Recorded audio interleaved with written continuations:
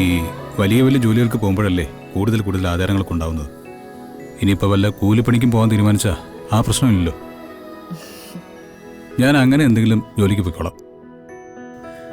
ഇതൊരു പൊതുശീല. നമ്മൾ അർഹിക്കുന്ന ജോലി കിട്ടിയില്ലെങ്കിൽ ഉടനെ തന്നെ കൂലിപ്പണി എടുത്തോളാന്നുള്ള പറച്ചില്. അല്ല, കൂലിപ്പണി മോശമൊന്നുമല്ല. ഈ ലോകത്തെ ഏറ്റവും കൂടുതൽ ആളുകൾ കുടുംബം പുലർത്തുന്നതേ ഈ പറഞ്ഞ ജോലി ചെയ്തിട്ട് തന്നെയാ. പക്ഷേ അത് വരുണിന് ശീലമില്ല. ശീലിക്കണമെങ്കിൽ ഒരുപാട് ബുദ്ധിമുട്ടണം. അതിനേക്കാളും നല്ലത് വരുണിന് ശീലമുള്ള ജോലി കുറച്ച് താമസിച്ചിട്ടായാലും കിട്ടാന്നുള്ളതാ. എടോ, ഞാൻ ശ്രമിക്കുന്നില്ലേ? താൻ അതിനു വേണ്ടി പ്രാർത്ഥിക്കുന്നുല്ലേ? അഹങ്കാരത്തിന്റെ ഒരു തരി പോലും നമ്മളിലില്ല. എന്നിട്ടും പിന്നെ എന്താ ഒന്നും നടക്കാത്തത്? നടക്കും.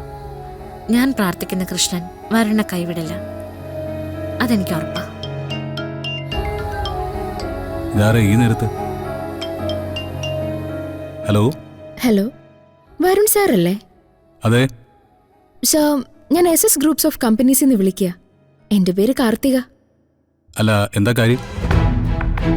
ആദ്യമേ തന്നെ ഒരു സോറി പറയട്ടെ ഈ സമയത്ത് വിളിച്ചതിന്. നാളെ കമ്പനിയുടെ മാനേജർ പോസ്റ്റിലേക്കുള്ള ഇന്റർവ്യൂ നടക്കുക. ആപ്ലിക്കൻസിനെല്ലാം മെയിൽ അയച്ചിട്ടുണ്ട്. ഇതിലെല്ലാവരെയും ഒന്ന് നേരിട്ട് വിളിക്കണമെന്ന് MD പറഞ്ഞിരുന്നു. ഞാൻ 4-5 തവണ സാറിന്റെ ഫോണിൽ ട്രൈ ചെയ്തിരുന്നു, പക്ഷെ കിട്ടിയില്ല. അതുകൊണ്ട് ഇപ്പൊ വിളിക്കേണ്ടി വന്നത്. I am sorry. ഈ SS ഗ്രൂപ്പ് ഓഫ് കമ്പനീസ് എനിക്കറിയാം, പക്ഷേ ഞാൻ അവിടെ ആപ്ലിക്കേഷൻ അയച്ചിട്ടില്ലല്ലോ. സാർ, ആ മെയിലൊന്ന് ചെക്ക് ചെയ്ത് നോക്കുവോ?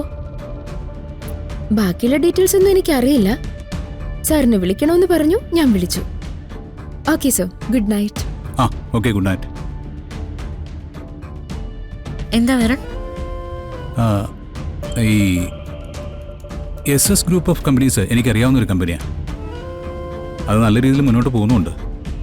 ഞാൻ അവിടെ മാനേജർ പോസ്റ്റിന് ആപ്ലിക്കേഷൻ അയച്ചു. നാളെ അതിൻ്റെ ഇൻ്റർവ്യൂ ആണെന്ന് പറയാനാണ് അവർ വിളിച്ചത്. പക്ഷെ അങ്ങനെ ഒരു ആപ്ലിക്കേഷൻ നമ്മൾ അയച്ചിട്ടില്ലല്ലോ. ചിലപ്പോ വരൺ ഓർക്കാത്താണെങ്കിലോ? എത്രയോ സ്ഥലങ്ങളിലേക്ക് നമ്മൾ ഒന്നിച്ചയച്ചിരിക്കുന്നു.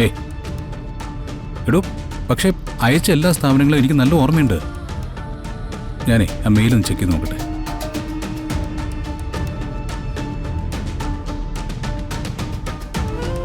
അതെ, മെയിൽ വന്നിട്ടുണ്ടല്ലോ. അപ്പൊ പിന്നെ വെറുതെ ആയിരിക്കും അവര് വിളിച്ചത്.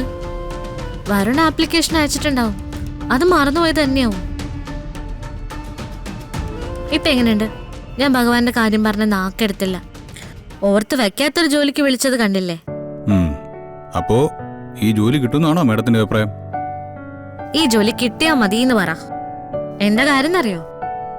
മുഖം കാണിക്കാതിരിക്കാൻ ഇരുട്ട് തേടി നടക്കുകയല്ലേ എന്റെ ചെറുക്കൻ. ശരിയാവും കേട്ടോ. ഇതൊരു നല്ല സൂചനയായിട്ട് എനിക്ക് തോന്നുന്നു.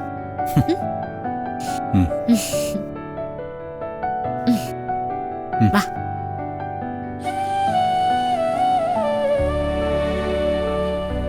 പാവം, ഞാൻ തളർന്നു പോകാതിരിക്കാൻ വേണ്ടി എത്രമാത്രം കഷ്ടപ്പെടുന്നേ.